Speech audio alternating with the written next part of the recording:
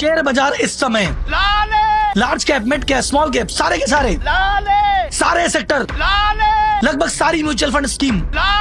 But आखिर बाजार इतना लाल क्यों है? बाजार का ऐसा हाल क्यों है? जहां सितंबर तक बाजार में हरियाली थी, हर जगह हरा ही हरा दिख रहा था, वहां इतना लाल क्यों हो रहा है? हर स्टॉक, हर म्यूचुअल फंड, हर स्कीम नीचे चल रही है। तो अब इन्वेस्टर के दिमाग में बहुत सारे सवाल घूम रहे हैं कि भैया आखिर ये स्टॉक मार्केट नीचे क्यों जा रहा है? अब क्या बाजार नीचे चला गया है बहुत है, अब यहाँ से ऊपर उठेगा या अभी और नीचे जाएगा? जिनका पोर्टफोलियो नीचे चला गया वो अब क्या करे? एग्जिट ले ले या भाई साहब बने रहे? जो लोग SIP करवा रहे हैं वो क्या करें? कंटिन्यू रखें या बंद कर दें? या जिन्होंने अभी तक SIP करानी चालू नहीं की थी, ये बाजार अभी स्टार्ट करने का है या रुक जाए थोड़ा? सरकार इसके बारे में क्या कर रही है? इनकम टैक्स में छूट क्यों दी? लोन RBI ने क्यों सस्ते किए? ये महज एक संयोग है या सोची समझी प्लानिंग? और ये क्रैश रिटेल इन्वेस्टर के लिए सबसे ज्यादा दुखदाई क्यों है? और ये गोल्ड इतना तेजी से क्यों भाग रहा है? सब बताएगा आपका भाई राहुल। ये वीडियो करंट मार्केट सिचुएशन के बारे में तो बात करेगा ही करेगा, लेकिन ये SIP के फंडामेंटल भी बताएगा। तो इस वीडियो को सेव करके रख लेना, क्योंकि जब जब बाजार नीचे जाएगा और आपकी हिम्मत टूटेगी, इस वीडियो को बार बार देखना,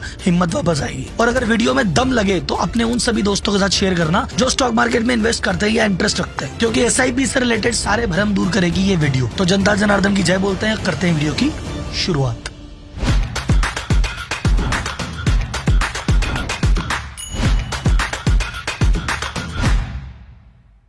सबसे पहले भी देखते हैं स्टॉक मार्केट में आज की डेट में चल क्या रहा है। भारत में 1 बिलियन से ऊपर की वैल्यूएशन वाले 528 स्टॉक हैं। उनमें से 412 स्टॉक नेगेटिव में चल रहे हैं, यानी 80% कंपनीज। ये 20% या उससे भी ज्यादा डाउन है। और इसमें से 19 कंपनियां तो ऐसी है भाई साहब जिनकी वैल्यूएशन 50% से लेके 71% तक टूट गई है। आधी से पौनी कंपनी साफ। जैसे एग्जांपल देता हूँ, वारी इन रिन्यूएबल टेक 71% डाउन है, रेमंड 60% डाउन है, ओला इलेक्ट्रिक 60% डाउन है। अजी छोड़ो बाकी सबकी, मोटा भाई देश की सबसे बड़ी कंपनी वो 25% डाउन है। अच्छा आप बोलोगे तो बड़े की बात है राहुल जी, मिड कैप वाले थोड़े बचे होंगे तो बड़े लोग तो निमट गए, बीच वाले थोड़े बचे होंगे। भारत में 500 करोड़ से ऊपर की वैल्यूएशन वाली 4000 कंपनियां हैं BSE में लिस्टेड, उसमें से 1000 से ज्यादा कंपनियां माइनस में चल रही है। और ये जो फिगर है इनके ऑल टाइम हाई से कंपेयर करके मैं बता रहा हूँ, जो 52 वीक का हाई बनाया उससे कंपेयर करके बता रहा हूँ। सिर्फ 2025-25 में बाजार के 33 लाख करोड़ साफ हो गए। और भी 2025 में टाइम ही क्या हुआ है, 1.5 महीना टोटल हुआ है। निफ्टी 50 12% डाउन है,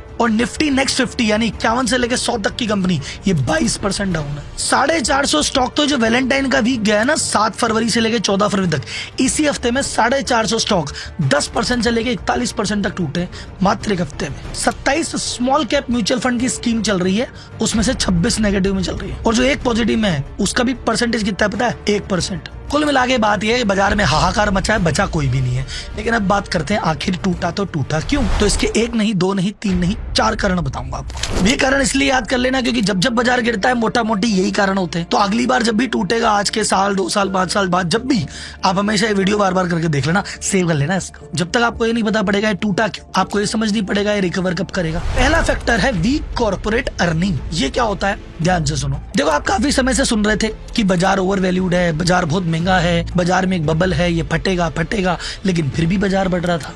क्यों?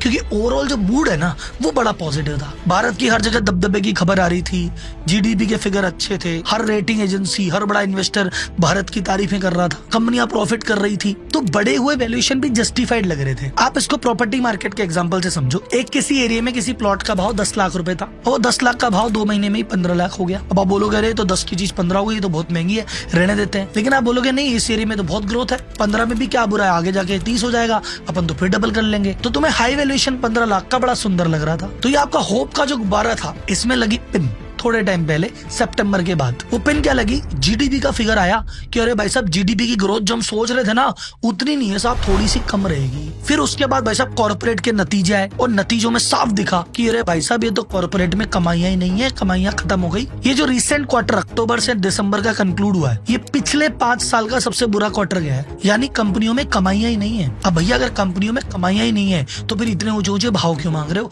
तो ये जो भाव आसमान पे चढ़े हुए थे ये धप से नीचे आ गए। वो जो प्रॉपर्टी का भाव 10 लाख से 15 लाख हुआ था, इस चक्कर में एयरपोर्ट आएगा, अब नहीं आ रहा एयरपोर्ट। तो भाई साहब अब तो 15 लाख क्या 10 लाख भी महंगा लग रहा है। अब तो कह रहे हैं 8 लाख में पिन छुड़ाओ। पिछले साल जिन कंपनियों ने अपनी अर्निंग के एस्टीमेट दिए थे उसमें से 44% कंपनियों के एस्टीमेट मिस हो गए। तो अगर कंपनियां प्रॉफिट नहीं कमाएगी तो ये वैल्यूएशन हाई नहीं रहेगा, नीचे आएगा, और अगर ये क्वार्टर खराब गया तो और नीचे आएगा। सेकंड रीजन है FII यानी फॉरेन इंस्टीट्यूशनल इन्वेस्टर सेल मार रहा है। ये तो आपको अगर स्टॉक मार्केट में हो तो पता ही है कि FI सेल मारता है तो बाजार थोड़ा सा हिलता है। पहले बहुत ज्यादा हिल जाता था, अब कम हिलता है, लेकिन अभी भी हिलता है। 2025 मात्र 1.5 महीने में 1 लाख करोड़ का माल बेच चुके हैं FI, और सितंबर से कंपेयर करें अब तक तो 3 लाख करोड़ का माल बेच के जा चुके हैं। तो सबसे पहले भैया ये FI सेल क्यों कर रहा है? FI है तो इन्वेस्टर ही, चाहिए तो उसको रिटर्न ही। इंडिया में क्यों आया था? बोले यार रिटर्न मिल रही थी। अब इंडिया के कॉर्पोरेट ही नहीं कमा रहे तो ये क्या करेगा यहाँ रुक के? तो पहला कारण तो इसका ये जाने का था। एक अमेरिका की इकोनॉमी को सुधारने के लिए, रोजगार उत्पन्न करने के लिए फेड ने अपनी रेट कट कर दी, तो जो US बॉन्ड पे ब्याज मिलता था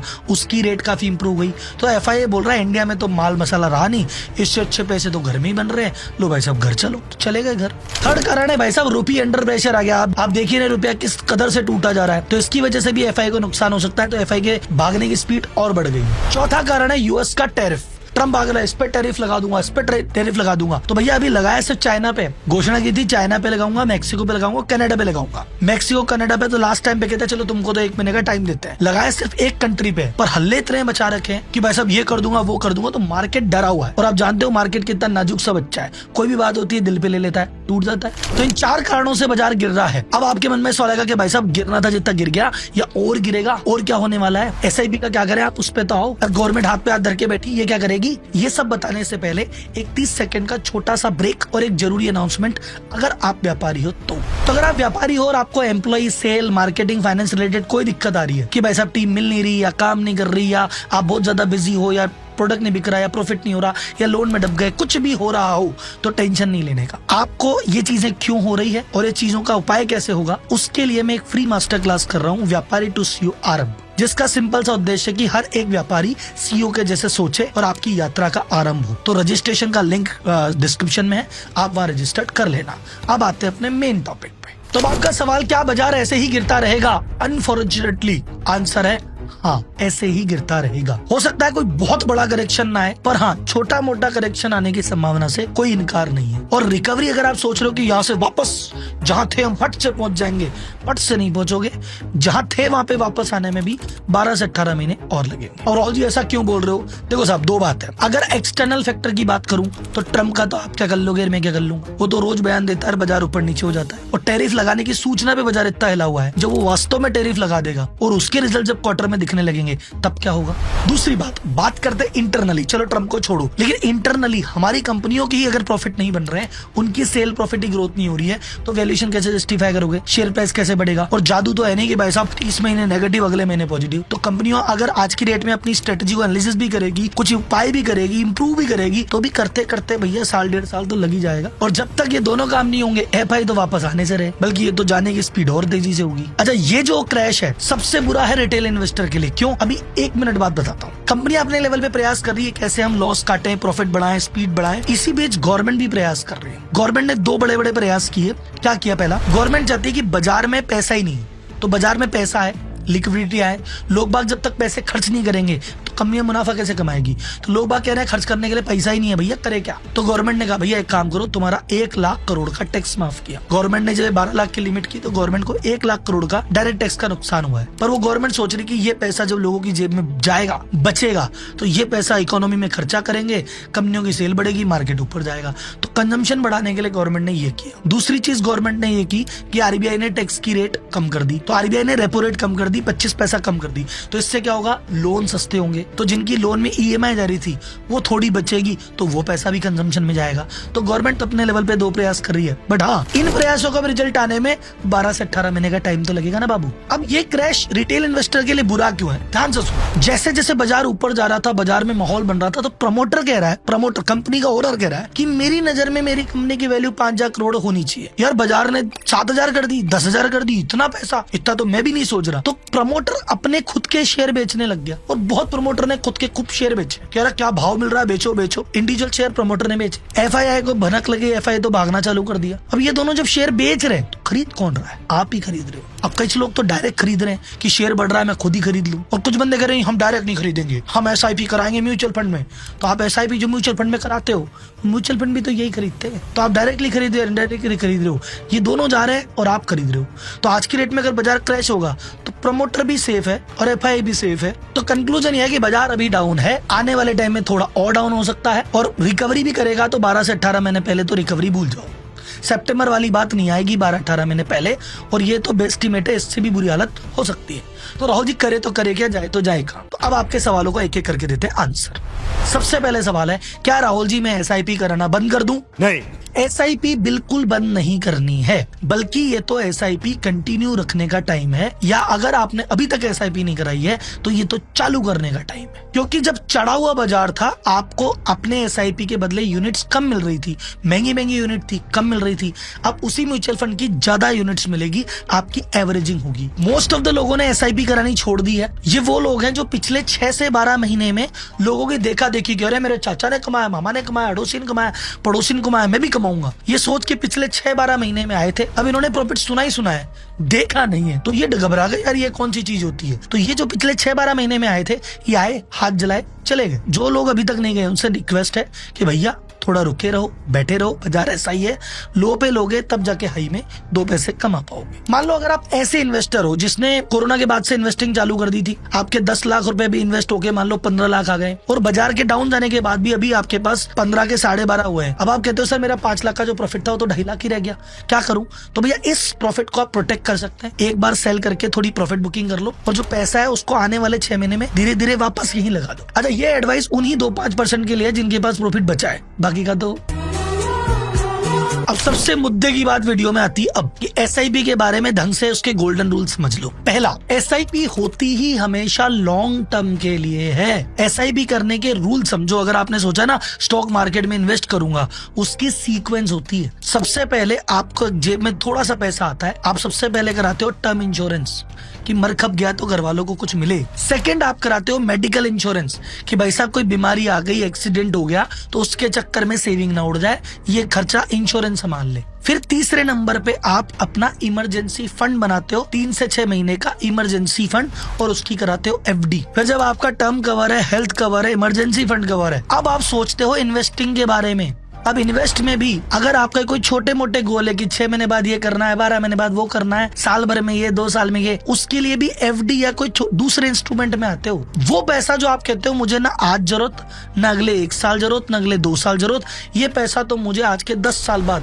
जब मेरी बच्चे की पढ़ाई होगी, जब मेरे बच्चों की शादी होगी, जब मैं रिटायर होऊंगा, वो जो पैसा होता है ना, उस पैसे की SIP कराई जाती है। SIP उस पैसे की नहीं कराई जाती जिसकी तुम्हें आज जरूरत है। SIP जिस पैसे की जरूरत नहीं है उस पैसे को इक्विटी मार्केट में डाला जाता है। तो अगर भाई साहब आप वो व्यक्ति हो जिसने ना तो लिया इंश्योरेंस, और ना बनाया इमरजेंसी फंड, और ना करी और कोई सेविंग, और सारे पैसे लेके अपनी सेविंग को डाल दिया इक्विटी में, कई महान लोगों ने तो लोन लेके डाल दिया, तो भैया फिर आपसे तो गलती हुई है, तो गलती की तो सजा भुगतनी पड़ेगी, दुगुना लगान लगेगा। दूसरा, अब कई लोग कह रहे हैं हाँ राहुल जी हम तो बड़े समझदार हैं, हमने तो राहुल जी देखो ये सब कर लिया, हमने बार तो इंश्योरेंस भी है, इमरजेंसी फंड भी है, ये भी है, वो भी है, हमने तो SIP में वही पैसा डाला है जो हमको अभी काम नहीं आएगा, और लॉन्ग टर्म है, और 20 साल बाद तो हम करोड़पति हो जाएंगे। कोई गारंटी नहीं है। SIP हमेशा काम करती है, ये एक मिथ है। SIP का मतलब क्या है? आप टुकड़ों में धीरे धीरे किसी चीज में इन्वेस्ट कर रहे हो, या तो डायरेक्ट कोई स्टॉक खरीद रहे हो, नहीं तो किसी म्यूचुअल फंड को पैसे दे रहे हो, वो आपके लिए स्टॉक खरीद रहे हैं। अगर आप जो स्टॉक खरीद रहे हो वो ही अच्छा नहीं है, या आप जिस म्यूचुअल फंड को पैसे दे रहे हो वो अच्छा नहीं है, या वो म्यूचुअल फंड जिस कंपनी को खरीद रहा है वो अच्छी नहीं है, तो कहां से आएगी रिटर्न? अल्टीमेटली भाई को जेब से थोड़ी देगा, RBI म्यूचुअल फंड जेब से थोड़ी देगा, उन्होंने तो लगाया स्टॉक्स में पैसा। अब मान लो आज की रेट में स्मॉल कैप में भयंकर हाई वैल्यूएशन है, मिड कैप में भयंकर हाई वैल्यूएशन है, उस हाई वैल्यूएशन पे आप अगर इन्वेस्ट कर लिए और आगे जाके उनमें से कुछ कंपनियां नहीं काम कर पाई, तो भैया नहीं बनेगा रिटर्न, उसमें कौन सी बड़ी बात है? तो भाई साहब अच्छे सेक्टर में, अच्छे म्यूचुअल फंड में और अच्छी कंपनी में ही इन्वेस्ट करो, वही SIP निहाल करेगी, नहीं तो कोई निहाल नहीं करेगा। देखो भाई साहब, आप इसको एकदम प्रॉपर्टी के एग्जाम्पल से समझो। दोबारा आपने कहा राहुल जी मैं एक अच्छे शहर में रहता हूँ, वहाँ पे एक बहुत अच्छा एरिया है जिसमें थोड़ी थोड़ी ग्रोथ हो रही है और आगे मुझे बहुत अच्छी ग्रोथ दिख रही है, वहां पे मैं रेगुलर बेसिस पे साल में एक बार प्रॉपर्टी खरीदना चालू कर देता हूँ। ठीक है, एक अच्छे बिल्डर के साथ मिलके अच्छी प्रॉपर्टी खरीद रहा हूँ, और हर साल मैं दिवाली पे प्रॉपर्टी खरीदता हूँ, जो भी भाव, कभी भाव ऊंचा होता है, कभी भाव नीचा होता है, लेकिन अल्टीमेटली धीरे धीरे करके मेरे पास काफी जमीन हो गई, अच्छे भाव हो गए और 20 साल बाद मैं बहुत अच्छी रिटर्न के साथ बाहर निकल जाऊंगा। आपकी स्ट्रेटजी आपकी सही है, एकदम सही है। लेकिन अगर आप मुझे बोलते हो कि सर मैं जिस शहर में बैठा हूँ, जिस एरिया में इन्वेस्ट कर रहा हूँ, उस एरिया में ग्रोथ ही नहीं हो रही, 20 साल से वैसा का वैसा है, तो वहां पे कितनी जमीन खरीद लो, उससे कुछ होगा क्या? या उस एरिया में हाँ थोड़ी बहुत ग्रोथ तो हो रही है, पर आपने जिस बिल्डर से प्लॉट लिया है वो बिल्डर थोड़ा सा गड़बड़ है साहब, वो आपने माल ही नहीं दिया है, कुछ लीगल डिस्प्यूट में फंसा दिया, आपको ग्रोथ होगी? या उस एरिया की ग्रोथ इसलिए हो रही थी क्योंकि वहां पे अनाउंस हो गया कि एयरपोर्ट आने वाला है, ये होने वाला है, हाईवे निकलने वाला है, इसलिए ग्रोथ हो रही थी।